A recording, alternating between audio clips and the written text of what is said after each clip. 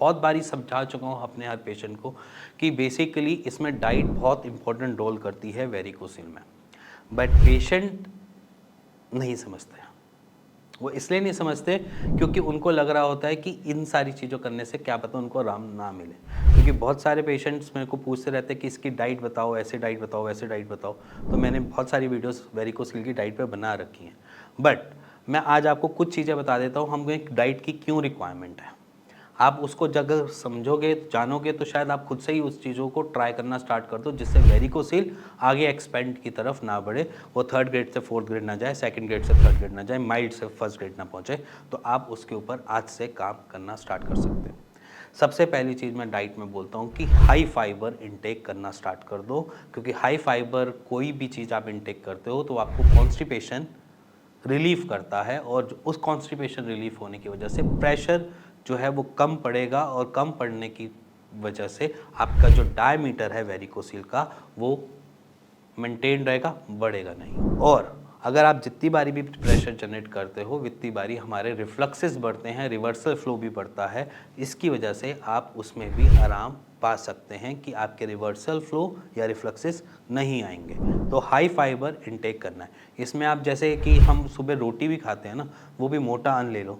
जैसे नॉर्मल है कि गेहूँ हम मोटा पिसा हुआ खा सकते हैं, या उसके अंदर चने का आटा मिलाकर खा सकते हैं, या फिर उसके अंदर हम कुछ और, जैसे कि आज की डेट में बाजरा, जैसे राजस्थान में बाजरा खाया जाता है तो उसको बाजरा डाल के खाया जा सकता है। बहुत सारे ऑप्शंस हैं, बट जो आप इंटेक करो हाई फाइबर में इंटेक करो, मैदा मत इंटेक करो। सिंपली क्योंकि लोग पेशेंट ये भी पूछना चाहते हैं कि हाई फाइबर को कहते क्या हो आप। हाई फाइबर मतलब कि आप फ्रूट्स इंटेक कर सकते हो, ठीक है। इसके साथ आप वेजिटेबल्स अपने साथ बहुत सारी लेकर चल सकते हो, दालें लेकर चल सकते हो, ये सारी की सारी हाई फाइबर में आती हैं। अगर आप यहाँ पर मैदा इंटेक करना चालू कर देते हो, कहीं पे भी छोटा अन्न, या जिसे मैं बोलूँ ज़्यादा बारीक अन्न यूज़ करना चालू कर देते हो अपनी डाइटरी में, तो वो एक तरीके से डाइजेस्ट होने में टाइम टेकिंग हो जाता है, जिसकी वजह से हमें दिक्कत आती है। अब सेकेंड ऑप्शन लेकर चलते हैं। सेकेंड ऑप्शन हम ये लेकर चलते हैं कि हमने पूरी ऑल ओवर बॉडी का ब्लड का फ्लो मेंटेन रखना है। वेरिकोसील में रिफ्लक्सेस जब भी बनेंगे वित्ती बारी वो आपकी वेन्स को डैमेज करेगा, या रिवर्सल फ्लो जब भी बनेंगे वो वेन्स को डैमेज करेगा। वो डैमेज को बचाने के लिए हम क्या करेंगे, अपने खून को पतला रखने की कोशिश करेंगे। अगर जब भी वो रिफ्लक्सेस या रिवर्सल फ्लो दे, वो आपको दिक्कत ना दे। तो इसीलिए खून को पतला करने के लिए कुछ चीज़ें होती हैं, जैसे कि प्याज हो गया, अनियन, लहसुन हो गया, हरी मिर्च हो गई, ये सारी चीज़ें आप आराम से ले सकते हैं, ये आपको कोई दिक्कत नहीं देंगे। एक बहुत मेजर चीज़ है जो हर पेशेंट कहता है, जब मैं मिर्च खा लेता हूँ तो मेरी दिक्कतें बढ़नी चालू हो जाती हैं, जब मैं गरम मसाले खाना चालू करता हूँ तो मेरे को दिक्कतें बढ़नी चालू हो जाती हैं। तो सिंपली ये पेशेंट के ही रिव्यूज़ हैं जो वो अपनी डाइट से बताते हैं, तो वही मैं आपको एक्सप्लेन कर रहा हूँ कि अगर आप मसाले ज़्यादा खाते हैं या गरम तासीर वाली कोई भी चीज़ खाते हैं, क्योंकि मोस्ट ऑफ द किचन्स में हमारे घरों के अंदर भी गरम मसाले का इस्तेमाल होता है, लाल मिर्च का इस्तेमाल होता है। तो अगर हम ये दोनों चीज़ें भी निकाल लेते हैं ना, तो भी हम बहुत हद तक मेंटेन रख सकते हैं, क्योंकि गरम मसाला आपको डाइजेशन में तो हेल्प दे सकता है, आपको खाने को पचाने में तो हेल्प कर सकता है। गरम मसाला हमने नहीं कंज्यूम करना है। अगर आपने घरों में तड़का भी लगाना है, किचन में तड़का भी लगाना है, तो आप हरी मिर्च का लगा सकते हो, लहसुन का लगा सकते हो, प्याज का लगा सकते हो, टमाटर का लगा सकते हो।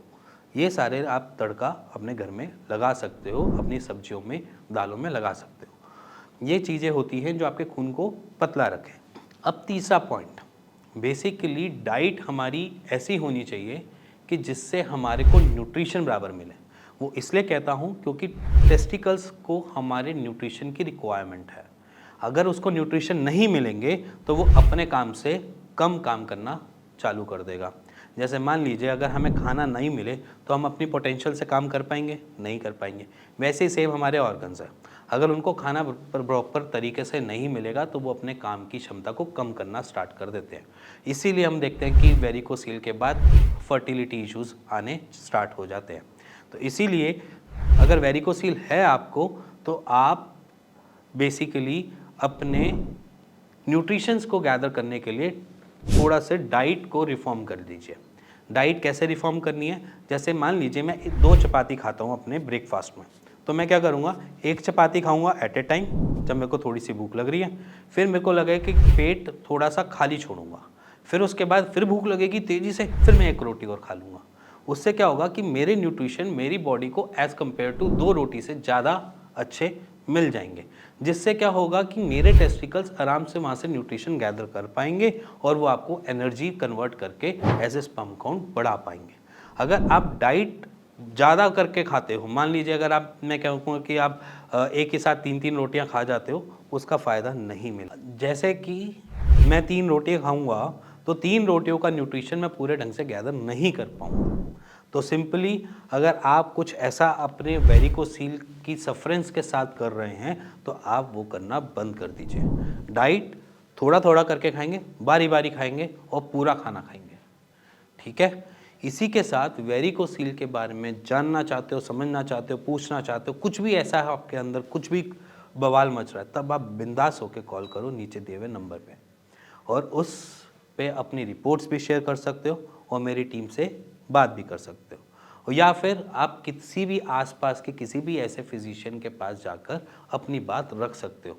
आपके लिए एक स्पेशल हम चीज़ें स्टार्ट कर रहे हैं अब आज की डेट में कि आप अपनी कंसल्टेशन अपनी प्रिवेसी को हाइड करके भी कर सकते हो। मान लीजिए अगर आपकी प्रिवेसी हाइड हो जाती है तो आपको कोई दिक्कत नहीं आएगी और इसी के साथ साथ आपका ट्रीटमेंट भी कंटिन्यू कर पाएंगे और सफल तरीके से उसको ठीक कर पाएंगे। इसी के साथ मिलेंगे नेक्स्ट वीडियो के लिए, तब तक के लिए नमस्कार।